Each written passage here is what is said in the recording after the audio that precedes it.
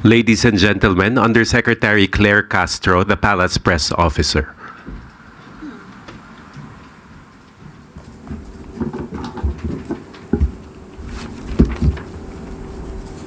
Magandang umaga, Malacanang Press Corps. Welcome sa ating press briefing ngayong araw. Nais natin ipabatid, hindi po natatapos sa pagsisilbi ng mga courtesy resignation sa mga pagtanggap at pagtanggi rito ng Pangulo. May natanggal, may nanatili.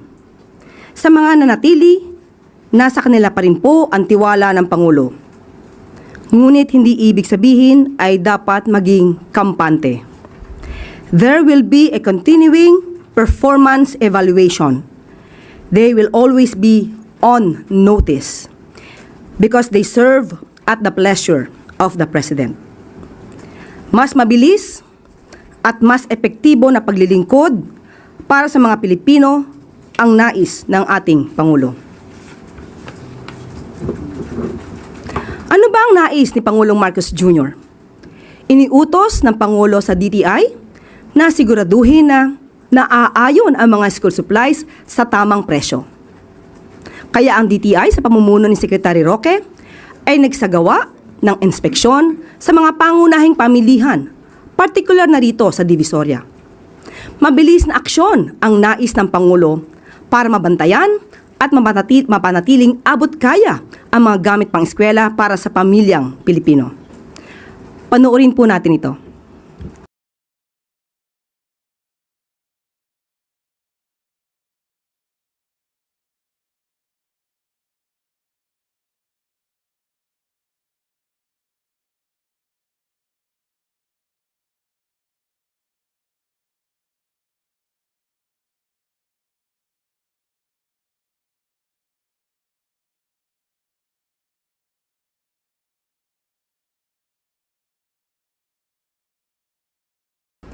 Samantala, naglabas din ng price guide ang DTI para magabayan ang ating mga mamimili sa tamang presyo ng school supplies ngayong papalapit na po ang pasukan. Ayan po at naka-flash sa ating screen ang mga guide patungkol po sa presyo. So makikita sa guide na yan na bumaba ang presyo ng 29 school items mula piso hanggang 10 piso kumpara nung nakaraang taon. Nandyan din po ang presyo ng pinakamura at ang pinakamurang school supplies per category. So konsultahin na lang po natin ang listahan na yan at makikita po sa website ng DTI para makapili ng maayos at murang gamit ang inyong mga anak. Mga isyong pangkalusugan naman. At ang matagumpay na nararangang ito, kabilang na ang Philippine Presidency sa katatapos lang na World Health Assembly. Pagpapalawig ng bukas centers at mga serbisyo para sa persons living with HIV. Ibabalita sa atin ni Department of Health Secretary Teodoro Herbosa. Good morning, Sir Ted. Good morning, Sec Claire. Dahil umabot na po sa 57 na kaso bawat araw ang nakikita nating positibo sa HIV mula Enero hanggang Marso nitong 2025 o nitong first quarter of this year, mas napaigting ng Department of Health ang pagbibigay ng libreng antiretroviral or ARV drugs sa ating mga kababayan na namumuhay na may HIV or people living with HIV. Ang bilin po ng Pangulong Marcos, padaliin ang pagbibigay ng serbisyong ito sa pamamagitan ng mas mabilis na proseso sa mga pangunahing ospital na puntahan ng mga taong namumuhay na may HIV. Kahapon, sinumulan na po natin ang patient appointment system naman sa San Lazaro nung 1 linggo sa Pabella para sa mga buntis.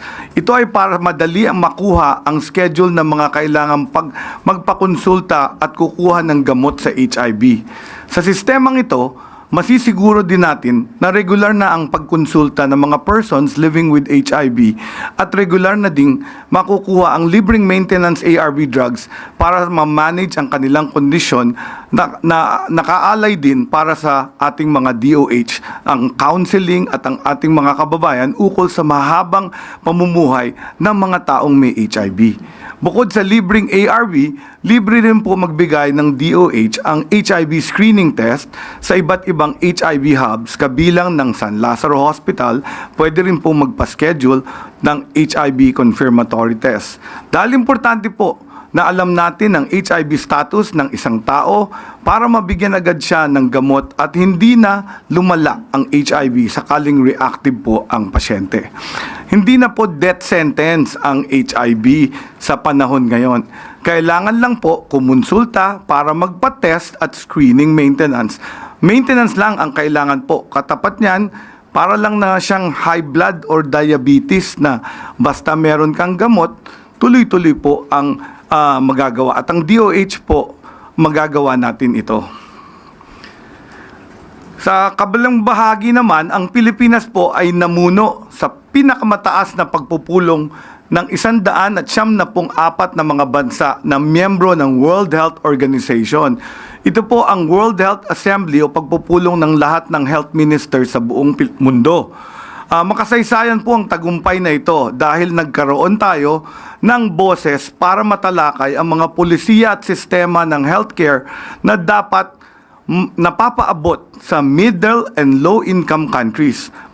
Ang pakikipagtulungan ng Pilipinas sa global health ay mahalaga dahil wala pong passport ang sakit o mikrobyo.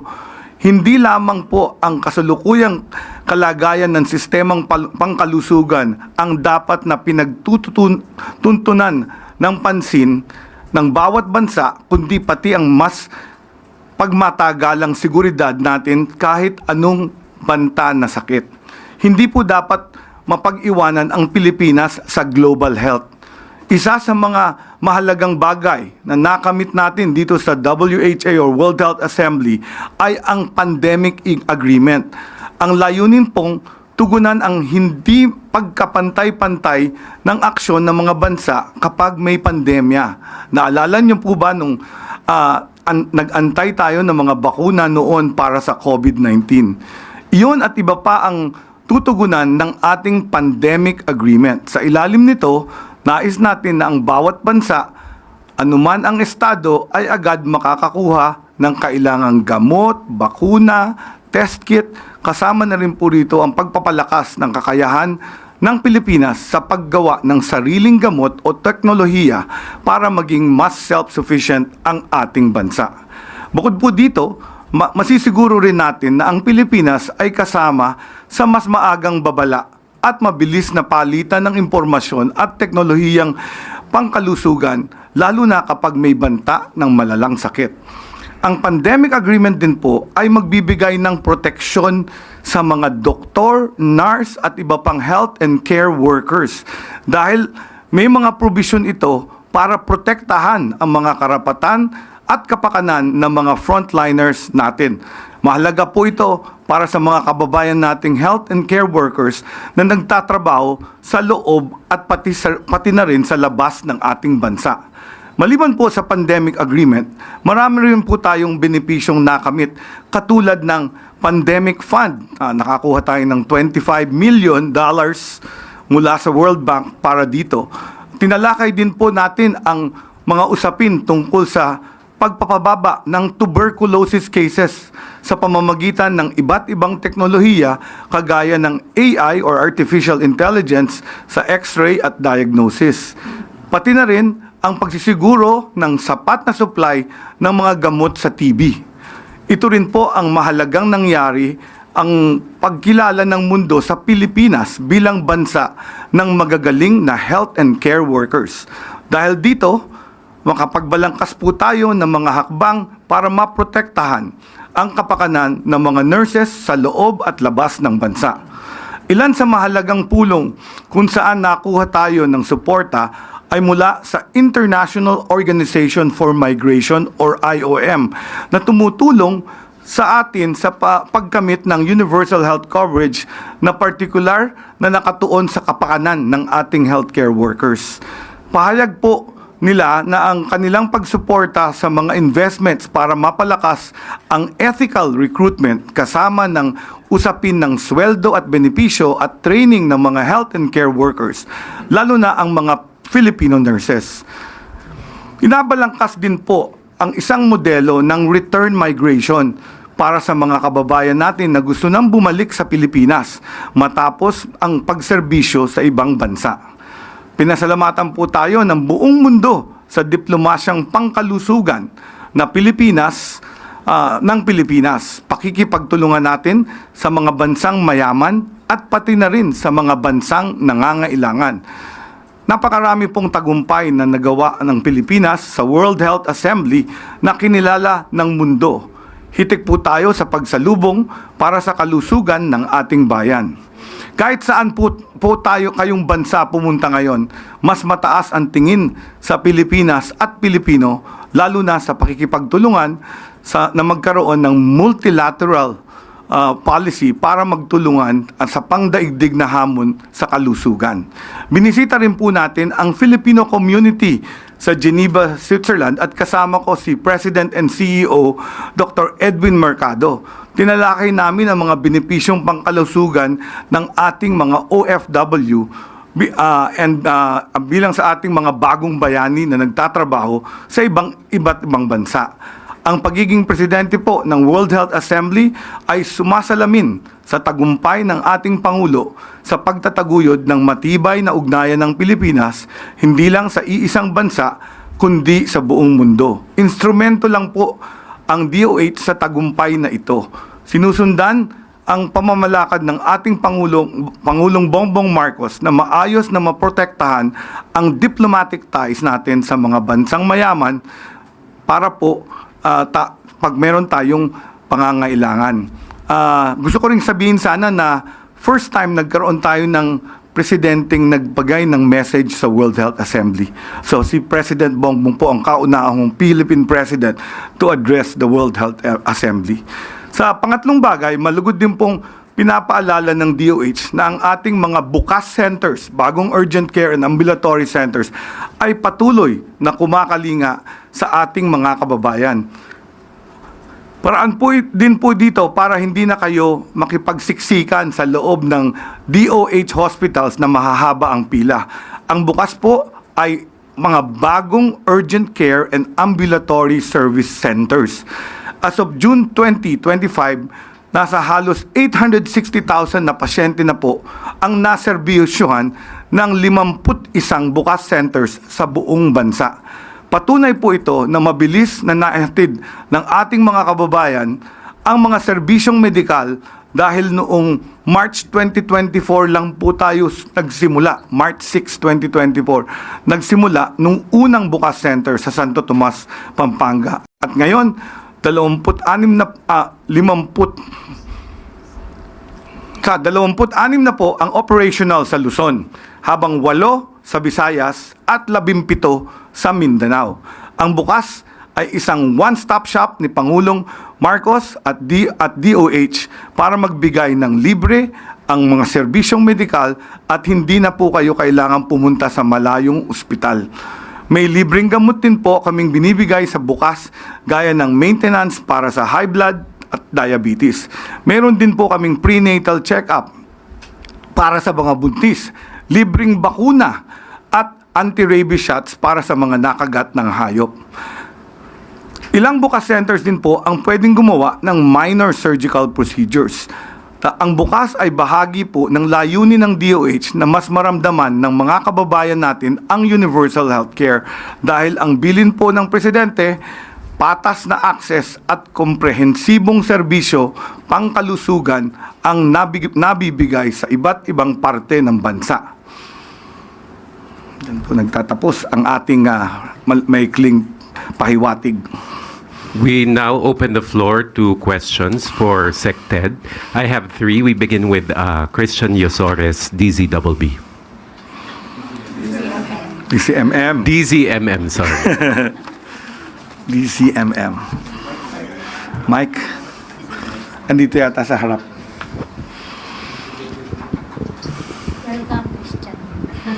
Good morning, Secretary. Sir, balikan ko lang po yung doon sa report nyo kanina on HIV cases.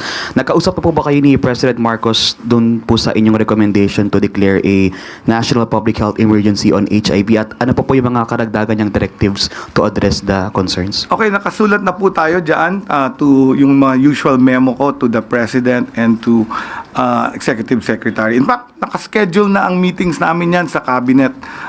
Nauudlot lang. Maraming beses naudlot dahil marami tayong ibang issues. Pero ang trabaho ng DOH, tuloy-tuloy, ang recommendation ng pagdeklara ng public health emergency ay binigay ng Philippine National AIDS Council. Ito po yung highest governing body sa programa natin ng AIDS. Ito ay na-create ng isang executive order. At sabi nila, para lumakas ang lahat ng mga estratehiya, we have a national strategy for HIV.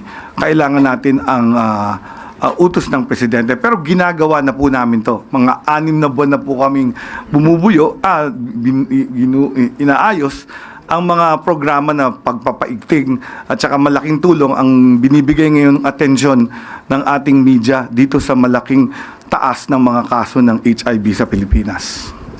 One follow-up lang, Sec. Na-mention nyo rin po kanina na mas umigting yung pagbibigay po natin ng mga libreng ARV drugs. So far po ba enough ba yung supply ng mga antiretroviral drugs for PLHIVs and yung mga testing kits po or government testing centers para sa mga gustong magpa-test? Tama. In fact, binisita ko yung sa San Lazaro, kompleto sila ng supplies. Yung ARV, binibigay po ang 3-month supply every time pumunta yung pasyente to get. So every 3 months, nare-resupply siya ng ARV treatment. Ito po ay libre, binabayaran po ng PhilHealth para sa ating persons living with HIV. Yung test naman, meron na ring naaprubahan ng ating FDA, attached agency ng DOH, ng self-test kit. Ito po yung pinakabagong metodolohiya.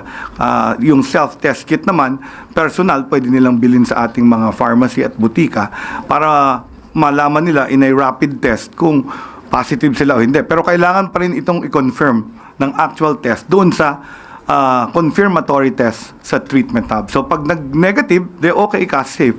Pag nag-positive, kailangan pumunta ka sa ating mga treatment hubs. Alvin Baltazar, Radio Pilipinas. Secretary, magandang umaga po. Magandang umaga. Sir, meron ba tayong information campaign which focuses on the stigma tungkol sa HIV? Yes. And eventually, hindi naman ma-discriminate yung mga kababayan nating nagtatagalin itong sakit. At sabi nyo kasi kanina, parang high blood and diabetes lang ang HIV. Yes. Kaya ako minention yung paragraph na yon na kasi napansin ko, tumataas yung HIV kasi mataas pa rin ang stigma sa atin. In fact, yung isa naming meron kaming mga HIV partners, yung taga Switzerland, 'di ba? Yung mga meron isa taga Switzerland, Mr. Philippines siya. So, nagulat siya na dito parang may malaki pa ang stigma, whereas in Switzerland daw, sila lahat alam nila yung status ng mga kapartner nila at very open ang testing. Everybody gets tested. Dito parang nandun pa tayo sa 1980s na parang tinatago yung HIV. Alam niyo naman, lahat ng celebrity nagsasabi may HIV positive sila pero buhay pa rin sila, celebrity pa rin sila, hindi sila namamatay. So yun yung ibig sabihin ko na dapat siguro mawala na yung stigma sa HIV. In fact, kahapon, nung bumisita ako sa San Lazaro, nakita ko yung napakaraming nakapila na persons living with HIV. Alam mo, mas matitipuno pa yung katawan nila kaysa sa akin. Mas healthy pa sila. So, iba na nga yung panahon na gagamot ang HIV, although hindi ka na-cure. So, yun yung clarification, no? The virus doesn't disappear, but we can control the level ng virus sa katawan mo pag umiinom ka ng gamot. Of course, pag huminto ka, magiging AIDS. Yun yung pwedeng mamatay. Follow-up ko na lang. Kasama ba sa attribution ng pagtaas ng AIDS cases yung exposure sa mga bagay na dapat sana hindi napapanood, lalo na ng mga kabataan? Yes. Kasi accessible na sa online. Oo, tinanong ako niyan kasi tinanong ako ng isang private individual. Sabi niya, bakit ganyan? Bakit tumataas ang HIV? So, sinagot ko. Sabi ko, maraming rason. Ang number one, tumaas ang risky behavior. So number one, easy access to pornography online. Number two, mga dating apps. Number three, hindi gumagamit ng protection, unprotected sex. Number four, nauso yung, nung nagka-monkeypox, na-discover ko itong mga behavior na to. May mga spa na nagpipretend na spa, pero actually brothel sila. Nakakakuha sila ng sex doon with the workers in the spa. So in fact, napasara nga ng mayor yung isang spa na pinagmulan ng monkeypox. Diba? So hindi ko alam na may ganun na. Yung batas natin for testing of female sex workers, nakalagay kasi sa batas, female sex workers. And 95% of our HRB are men having sex with men. Hindi sila natetest. So baka kailangan din nating balangkasin yun, Yusek Claire, no? Kasi batas yun eh. Interpretation ng law. Female sex worker ang nakalagay. So, ano pa bang ano? Yung stigma na sinabi mo kanina, ayaw nila magpa-test, natatakot sila. And the fact na mga bata ito, ang feeling ko, it's about the raging hormones of an adolescent. Pagkatapos, yun nga, experimenting, napakadali with online dating, may group sex pa. May anonymous sex pa. So these are the things that I've listed down as very, very important. And then, napababa na rin namin yung age of consent sa testing to 16 years old. So, pwede na magpa-test ang 16 years old, assent ba tawag doon, legally, o basta yung age of consent yung 16. Ang problema, kailangan din namin ng parental consent ng start of treatment. So but that's another legislation change na kailangan namin para, kaya kita nyo na, to battle HIV, kailangan ko ang legislation, kailangan ko ang funding, kailangan ko ng information campaign. So yun yung reason why I'm asking at least an executive order para yung mga iba-ibang ahensya ng gobyerno tumulong para mahinto talaga natin tong 500% increase of HIV in our kabataan. Okay. Thank you, Sec Ted. Final question. Sam Madanilla, Business Mirror. Microphone. Good morning, sir. Good morning. Na-mention po na ni Congressman Salceda na parang magkakaroon po raw tayo ng kailangan po ng government ng additional sources of revenue dahil magmamature na raw po yung loans for COVID-19, yung mga kinuha na loans ng government nung pandemic. Isa dun sa mga proposal niya, yung passage po nung yung tax on sweetened beverages, tsaka po yung on vape products. Kaso sa ngayon po, hindi po siya kasama dun sa priority legislation ng administration. Does DOH propose including that in the priority legislation ng Marcos administration for the 19th Congress or in the 20th Congress? So alam ko maraming na loan during the COVID-19 pandemic yung ating previous administration. In fact, sobra-sobra yung na loan, and some of the loans ibinalik po natin. So in fact, some of the initial acts ko, lahat ng loans na hindi na magagamit pinabalik. So yun lang nagastos na test kits at saka mga bakuna at gamot ang ating babayaran dyan sa maturation. Sa sources of money to get that, of course, sinasama naman yan sa ating general appropriations. And yung sugared sweetened beverages, nasama na rin siya actually dun sa CREATE law. So meron na rin tayong nakukuha dyan. Tapos yung vape, siguro maganda rin magkaroon ng additional taxation yun. Nakalagay kasi sa vape law na hindi siya lalagyan ng additional taxation. So ano din yan, yan ang another source. I'm sure the fact na ang GDP natin ay nasa 6% yata of the ang increase every year. I'm sure naka-compute yan at kayang bayaran ng ating DOF. Sorry, hindi dapat sa akin yung question na yan. Dapat sa Department of Finance yan. Kasi kami, ginagamit lang namin yun na loan, ina-approve to ng economic managers. And then, sila din ang humahanap nung pera para ibayad dyan. So, hindi DOH ang naghahanap yan. It's DOF through those laws na mga sinabi mo. So, maganda itanong kay Secretary Recto ito. Thank you. Thank you po. Thank you very much, Sec Ted. Yusek Claire. Thank you. Thank you very much, Sec Ted. And Directina Marasigan. Thank you very much. At maaari na po tayong tumanggap ng inyong mga katanungan. Eden Santos, Net 25. Nag-aalok naghagang 50,000 pesos na loan. Walang collateral, walang guarantor. Net 25. Yusek, good morning po. Kaugnay lang po ng NCAP, na pinatutupad po ngayon ng MMDA. Wala po bang plano ang Pangulo na ipag-utos po yung pagsasaayos ng mga road and traffic signs para po mas mapahusay pa yung implementation po ng NCAP? Ang Pangulo po ay hindi natatapos lamang sa pagpaplano. Ngayon po ay umaaksyon. Umaaksyon po ang MMDA dyan, umaaksyon din po ang DPWH, at ang sabi rin po ng DOTR Secretary na si Sec Vince Tison ay tumutulong din po siya patungkol po dyan. So we're expecting po na sa mga susunod na araw ay may mga gagawing mga kalsada, aayusin po yung mga nabubura ng mga road signs at saka po yung mga timer sa ating mga traffic lights. Patuloy po ang pag-aayos po nito, hindi lamang po dahil sa NCAP, noon pa po inaayos-ayos na rin po ito. Thank you po. Chloe Hofana, B-World Online. Good morning po, Yusek. Tariff updates lang po. The US set the deadline for its trading partners to provide their best offer on trade negotiations yesterday, June 4. According to a Reuters story, the US is asking countries to list their best proposals in a number of key areas, including tariff and quota offers for the purchase of US industrial and agricultural products and plans to remedy any non-tariff barriers. So, question po, Yusek, has the Philippines received a letter? And if so po, has the government submitted its response? Okay. Actually, according to the Department of Trade and Industry and Office of the Special Assistant to the President for Investment and Economic Affairs, they are in constant communication with the U.S. Trade Representative. But they cannot divulge or give any details about this because we are covered by the confidentiality agreement. So hanggang dun lang po ang ating masasabi. Okay, so follow-up question na lang siguro, Yusek. What is the current status na po of the negotiations, especially with the US self-imposed deadline set to expire in 5 weeks? Yeah. Meron pong deadline, pero again, hindi ko po masasabi yung ibang detalye because of the confidentiality agreement.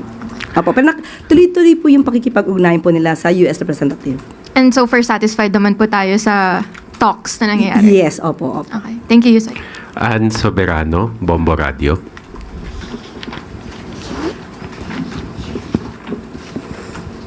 Yusek, good morning. Kahapon po kasi pinagtibay na ng House of Representatives ang sa third and final reading ang legislated wage hike na 200 pesos. Pero prior to that, Yusek, nagkaroon po ng meeting si Pangulong Marcos with the labor groups. Ibig sabihin po ba nito may basbas kay Pangulong Marcos yung 200 pesos legislated wage hike?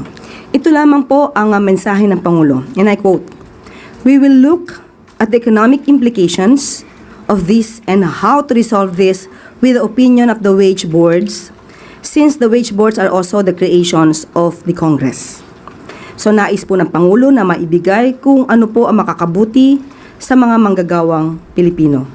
Titignan ng lahat ng aspeto at ang concerns ng lahat ng stakeholders. Yun po. Okay. So ibig sabihin po niyan, Yusek, aaprubahan ni Pangulong o lalagdaan ni Pangulong Marcos ang nasabing batas? Pag-aaralan pa po ito at nandiyan pa po ang Senado. Hindi pa po natatapos sa Senado ang usapin na yan. At katulad po ng sinabi ng ating Pangulo, titignan po ang anumang economic implications patungkol po dito. Pero nais po ng Pangulo na maibigay ang nararapat at mas makakabuti sa manggagawang Pilipino. Salamat po. Thank you. That was the last question, Yusek. Okay. At bago po tayo magtapos, meron pa rin po tayong good news. Dahil nais ni Pangulong Marcos Jr. na paigtingin ang kampanya laban sa illegal na droga, tuloy-tuloy ang operasyon ng ating mga law enforcement agencies concerned. Nagkaroon ng 63 anti-illegal drug operations ang PIDEA sa huling linggo ng Mayo, taong kasalukuyan. Target ng mga operasyong ito, hindi lamang ang malalaking drug syndicates, kundi pati na rin ang small-scale peddlers at drug dens na patuloy na nambibiktima ng mga Pilipino. Kabilang sa mga isinagawa ng PIDEA ang 44 buy-bus operations, 7 marijuana eradication operations, 7 search and seizure raids, at 5 interdiction efforts. Nagresulta ang mga ito sa pagkakahuli ng 91 drug personalities, kabilang na ang drug pushers, drug den owners, employees at clients, possessors, couriers at importers. Ayon kay Chief PNP Nicolas Torre, pinapaalala niya sa mga pulis, huli, hindi patay.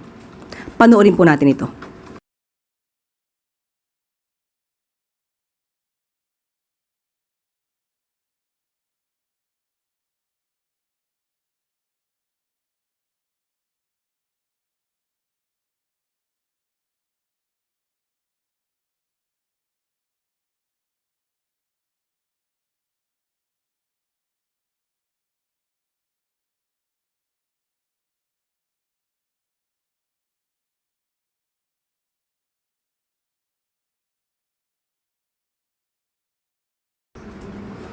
At dito na po nagtatapos ang ating briefing ngayong araw. Maraming salamat Malacanang Press Corps at magandang tanghali para sa bagong Pilipinas.